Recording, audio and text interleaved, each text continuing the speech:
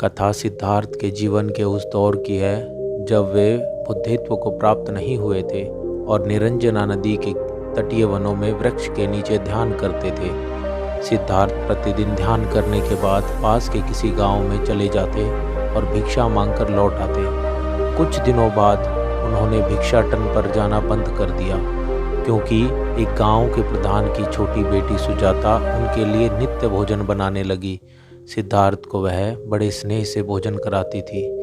कुछ दिनों बाद उसी गांव का एक चरवाहा भी सिद्धार्थ से प्रभावित होकर उनके पास जाने लगा।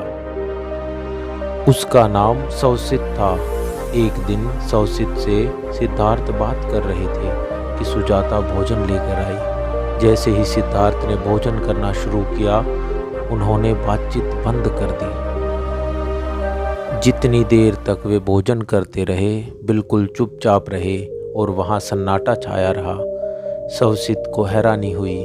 उन्होंने सिद्धार्थ के भोजन करते के उपरांत उनसे पूछा, गुरुदेव, आप मेरे आने के बाद निरंतर वार्तालाप करते रहे किंतु भोजन के समय एक शब्द भी नहीं बोले, इसका क्या कारण है? सिद्धार्थ बोले, भोजन का निर्माण बड़ी कठिनाई से होता है। किसान पहले बीज बोता है और फिर पौधों की रखवाली करता है और तब कहीं जाकर अनाज पैदा होता है। फिर घर की महिलाएं उसे जतन से खाने योग्य बनाती हैं।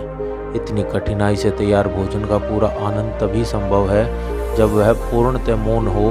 अतः भोजन के दौरान मैं मौन रहकर उसका पूरा स्वाद लेता हूँ। स्वशुद्ध शांति से किया गया भोजन न केवल शारीरिक भूख को तृप्त करता है बल्कि मानसिक आनंद और सात्विक ऊर्जा भी पैदा करता है।